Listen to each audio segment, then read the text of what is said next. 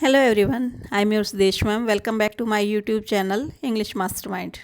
बच्चों, आज हम डिस्कस करेंगे interrogative sentences with WH words. इससे पहले वाली जो वीडियो थी, यदि आपने उसको वॉच किया है, लिसन किया है, तो आप देखोगे कि उसमें मैंने इंटेरोगेटिव सेंटेंसेस किए थे, लेकिन जो हेल्पिंग वर्ब से स्टार्ट होते हैं वो वाले किए थे। आज हम डिस्कस करेंगे जो WH वर्ड से स्टार्ट होते हैं उनको कैसे पैसिव वॉइस में कन्वर्ट करेंगे।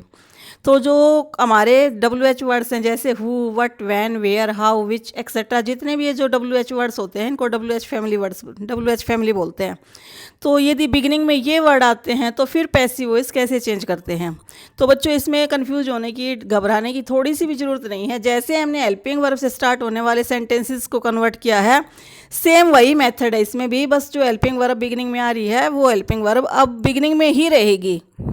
जैसे एग्जाम्पल देखिए, what do you take in the breakfast. Do you take, यहाँ तक हमने डू डज से जो स्टार्ट हो रहे थे वो तो हमने किए थे इससे प्रीवियस वीडियो में। अब ये इसमें वट एक नया वर्ड है हमारे पास, न्यू वर्ड है, वो वट है। बाकी सब सारे चेंजेज हैं, जैसे भी जो टेंसेस के अकॉर्डिंग हो रहे थे, जहाँ पे बाई आ रहा था, सब्जेक्ट ऑब्जेक्ट का प्लेस ले रहा था, ऑब्जेक्ट सब्जेक्ट की जगह पे जा रहा था, वो सारे changes will be same. Only जो वट है ये हमारे लिए एक नया वर्ड है और इसमें हमें कुछ भी नहीं करना, ये जहाँ पे है इसको एज इट इज़ यहीं पे पुट करना है। देखो वट, अब ये डू यू टेक, हमें पता चल रहा है ना, डू डज जहाँ भी आते हैं that is simple past, sorry simple present means यानी फर्स्ट फॉर्म। और फर्स्ट फॉर्म देखते हैं हमें किस में चेंज करना था, इज एम आर। तो what is taken by you in the breakfast, what what की जगह पे रहा, डू हेल्पिंग वर्ब था तो पैसिव वॉइस में इसकी जगह क्या आ गया, क्योंकि ब्रेकफास्ट हमारा क्या है, सिंगुलर है। तो what is taken by you in the breakfast, question mark है लास्ट में, तो यहाँ भी क्वेश्चन मार्क आएगा। अगर एक्टिव वॉइस में आपके फुल स्टॉप है तो वहाँ भी फुल स्टॉप आएगा। सेकेंड सेंटेंस देखिए, where does an ostrich keep the egg. अब ये भी डज है तो दैट मीन्स यहाँ भी फर्स्ट फॉर्म है, और फर्स्ट फॉर्म किस में कन्वर्ट होएगी, इज एम आर। तो ये देखो वेयर, वेयर की जगह पे ही रहा। अब ये आर क्यों आया, क्योंकि जो कीप द एग्स, बच्चों ये एक्स आएगा, यहाँ पे मिस्टेक कर रखी है मैंने। क्वेश्चन, ये जो आपका एक्टिव वॉइस का जो सेंटेंस है, where does an ostrich keep the eggs, ऐसा आएगा इसमें। तो what are, where are the eggs, क्योंकि जो सब्जेक्ट ऑब्जेक्ट था उसको हम आगे ले आए, वेयर वेयर की जगह पे है। बस जो हेल्पिंग वर्ब थी, जैसे हम हेल्पिंग वर्ब से स्टार्ट होने वाले जो इंटेरोगेटिव सेंटेंस किए थे उनमें सामने ला रहे थे, अभी भी बिगिनिंग में ले आए हैं इसको, बाकी सारा सेम है। Where are the eggs kept by an ostrich, question mark. अब देखो, who teaches you English, who teaches you English. यहाँ पे देखो ये हु वाले जो थोड़े से होते हैं, थोड़े से डिफरेंट होते हैं, माइनर सा डिफरेंस होता है, इसमें कोई कन्फ्यूजन वाली बात नहीं है। एक आध चीज़ को आप थोड़ा सा क्रैम भी कर सकते हो अगर ज़रूरत पड़ती है तो। देखो जो हु वाले होते हैं, बाकी सब में तो क्या था, बाई के बाद सब्जेक्ट आ रहा था, लेकिन इसमें क्या होता है, बाई पहले ही आ जाएगा। हु को किस में कन्वर्ट करेंगे, होम, बाई होम। अब इंग्लिश क्या है हमारा, सिंगुलर है, तो टीचेज क्या, फर्स्ट फॉर्म थी, वर्ब की फर्स्ट फॉर्म है ये, तो फर्स्ट फॉर्म देखते हैं हमें इज हमारा आ जाएगा। By whom is English taught to you. अब ये इसमें देखो एक चीज़ तो ये आपने देख ली कि जो हु वाले हैं बाय होम में चेंज हो जाते हैं, बाकी सारे चेंजेस सेम हैं। लेकिन इसमें आप देख रहे हैं कि यहाँ पे दो ऑब्जेक्ट हमारे पास, एक यू है और एक इंग्लिश है। देखो ये मैंने आपको आगे भी दिखाया, इसको हम दोबारा दूसरे तरीके से कैसे चेंज कर सकते हैं, by whom are you taught English. तो हम दो ऑब्जेक्ट होते हैं तब हमारे पास, तब हम किसी एक को भी आगे लेके आ सकते हैं, ये इनमें एक डायरेक्ट होता है, ये आगे मैं आपको एक्सप्लेन कर रही हूँ। अब ये देखो फोर्थ एग्जाम्पल देखो आप, हु लॉस्ट योर पर्स। अब लॉस्ट कौन सी फॉर्म, अब आपकी सेकेंड फॉर्म, तो सेकेंड फॉर्म किस में कन्वर्ट होएगी, वॉज या वर्ब में। बाई होम, अब पर्स है तो पर्स क्या है, सिंगुलर है, by whom was your purse lost, third form में कन्वर्ट हो गया आगे, क्वेश्चन मार्क। अब देखिए फिफ्थ एग्जाम्पल देखिए, what has your mother told you to do. अब इसमें देखना व्हाट, अब यू हमारा ऑब्जेक्ट है तो यू बाहर आएगा। हैव यू बीन, ये मैंने पहले वाली वीडियो में भी बताया था कि जहाँ पे भी दो या मोर देन टू या थ्री, जहाँ पे हेल्पिंग वर्ब इकट्ठी हो जाती हैं तो एक हेल्पिंग वर्ब ही बाहर आएगी और जो हमारा नोट है या फिर सब्जेक्ट है वो इनके बीच में पुट हो जाएगा। तो what have you been told to do by your mother question mark. तो ये थे हमारे interrogative sentence beginning with WH words. अब देखिए इससे पहले वाला जो सेंटेंस था हु टीचेज यू इंग्लिश, तो उसमें आपके दो आए थे, एक था एक इंग्लिश और एक यू। तो ये मैंने एक और भी इससे भी इजी एग्जांपल दिया है सिंपल सेंटेंस में। जो असर्टिव सेंटेंस है उसके द्वारा मैं आपको ये थोड़ा सा क्लैरिफाई करती हूँ। एग्जांपल देखिए, the cow give just milk. The cow, cow क्या है सब्जेक्ट, गिव्स क्या हो गया फर्स्ट फॉर्म, अस ऑब्जेक्ट है, मिल्क भी क्या है ऑब्जेक्ट है। अब हमारे पास कितने ऑब्जेक्ट हो गए, दो ऑब्जेक्ट हो गए। तो इसमें एक इनडायरेक्ट ऑब्जेक्ट है जो अस है और एक जो मिल्क है वो डायरेक्ट ऑब्जेक्ट है। अब आपको कैसे पता चलेगा कि डायरेक्ट और इनडायरेक्ट में क्या डिफरेंस है, तो मैं आपको एक बहुत मतलब ईजी सी पहचान बताती हूँ जहाँ पे आपको व्हाट का आंसर मिले।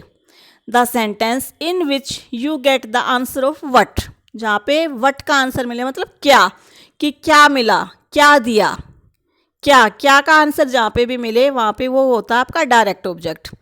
और किसको, जहाँ पे आपको आंसर मिले whom, to whom, the sentence in which you get the answer to whom, तो वहाँ पे आपका होता है इनडायरेक्ट ऑब्जेक्ट।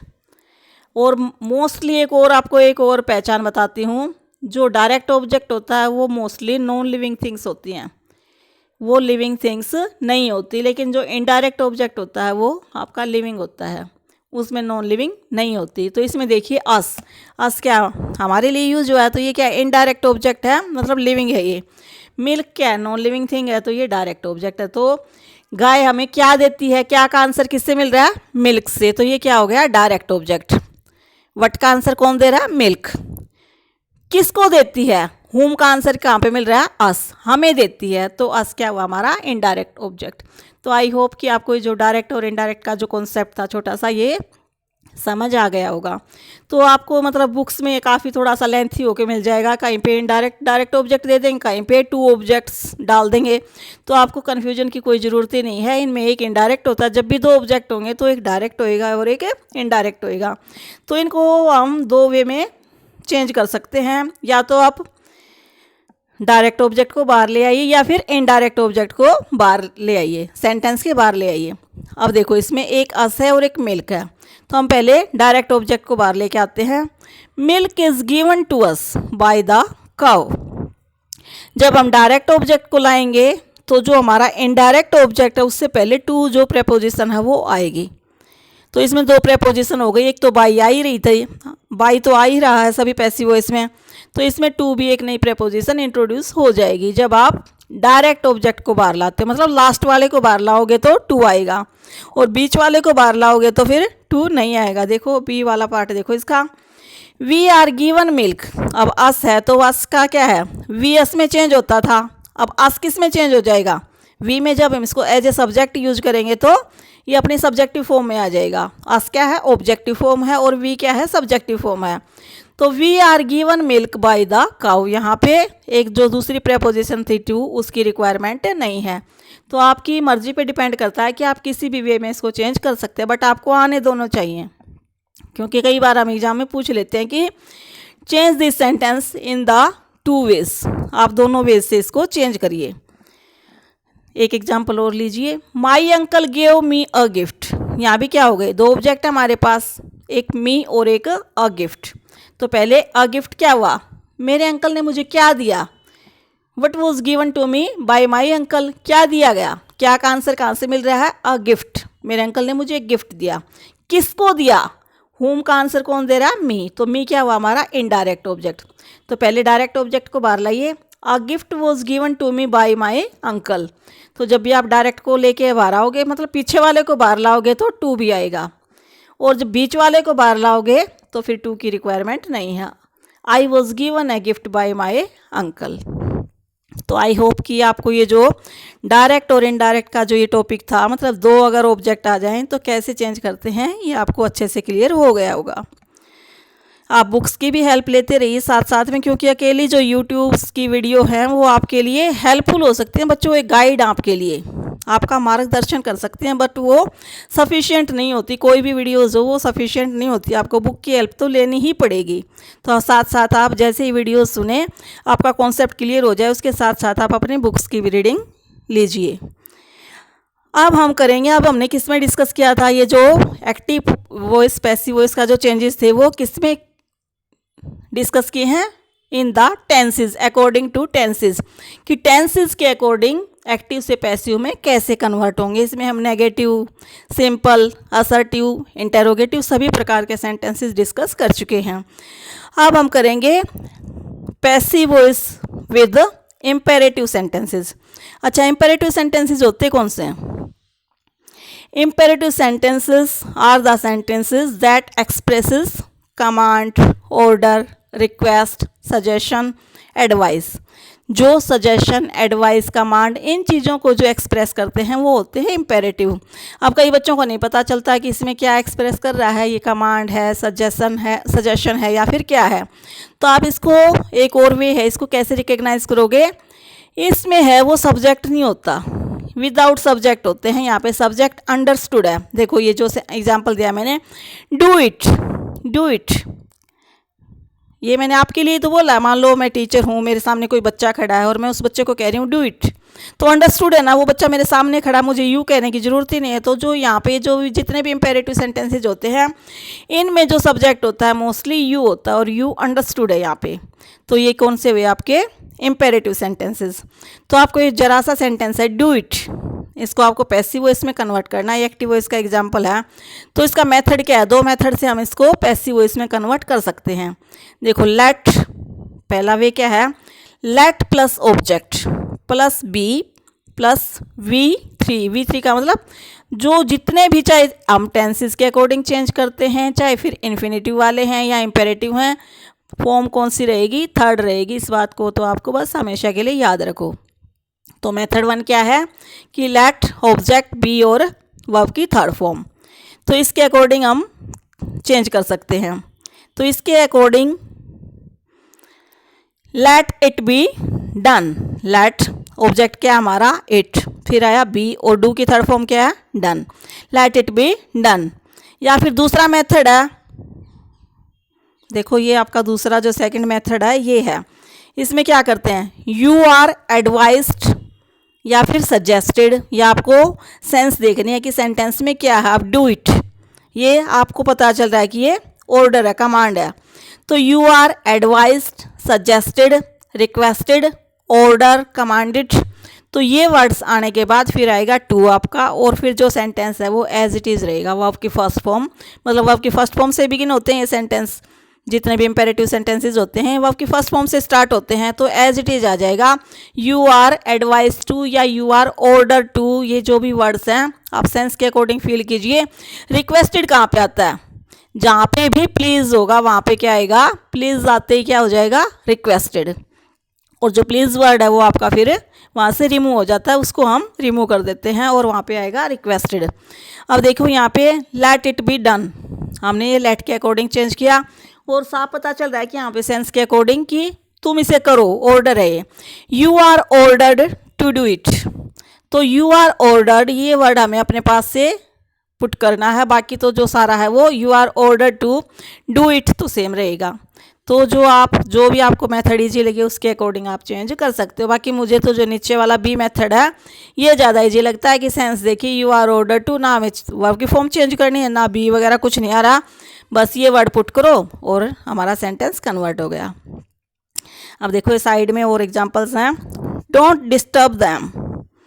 अब नोट वाला आ जाए तो क्या करोगे, वो तो क्या था हमारा सिंपल सेंटेंस था, अब ये नेगेटिव है, डोंट डिस्टर्ब दैम। अब इसमें क्या है, ये भी क्या ऑर्डर है हमें पता है। अब क्या आएगा, जो भी हमारा ऑर्डर्ड है, कमांड है, रिक्वेस्टेड है, उसके एकदम बाद नोट आ जाएगा। कैसे चेंज करेंगे, you are ordered not to disturb them, full stop.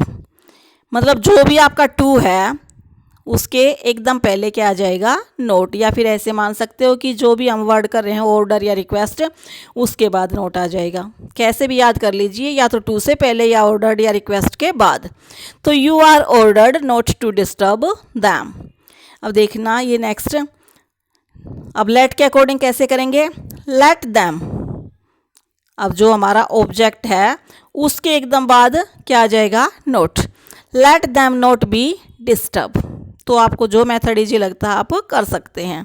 एक बार तो आपको थोड़ा सा मतलब इसको लर्न करना ही पड़ता है हर मेथड को। जैसे मैथ्स में भी आपको फॉर्मूलाज तो सारे याद करने ही पड़ते हैं बच्चों, वो तो आपको रिमेंबर रखने पड़ेंगे, उसमें मैं कुछ नहीं कर सकती। तो जितने फॉर्मूलाज हैं मैथ्स की तरह इन्हें याद कीजिए, उसके अकॉर्डिंग आप कितने भी एग्जाम्पल सोल्व कर सकते हैं।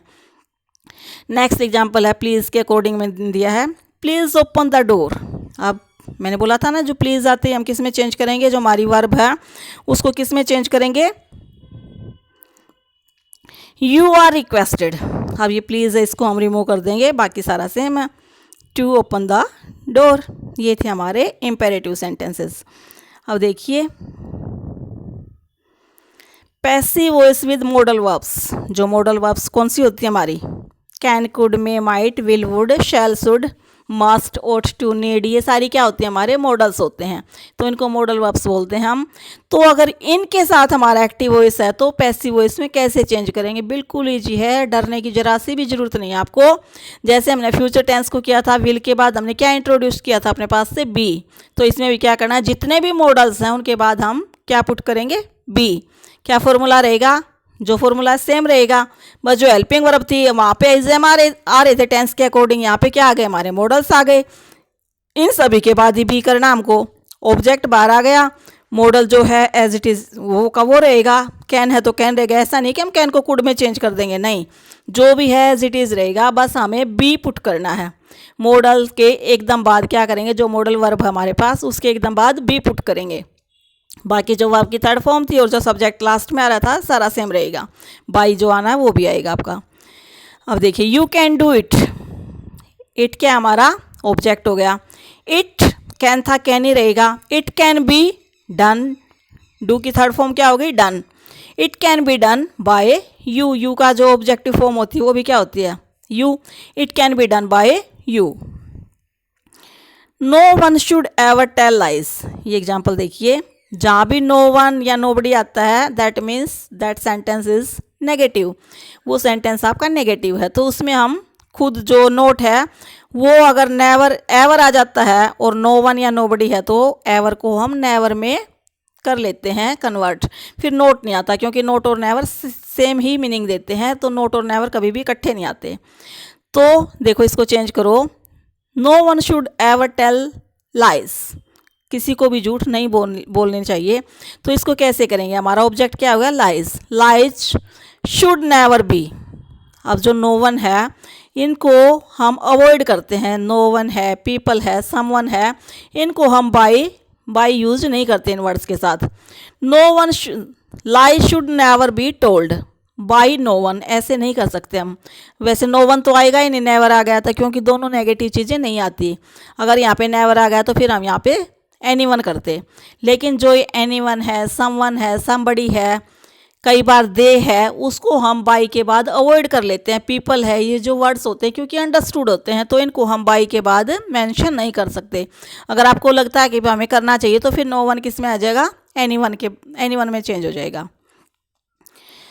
नेक्स्ट सेंटेंस देखिए, we must follow the traffic rules.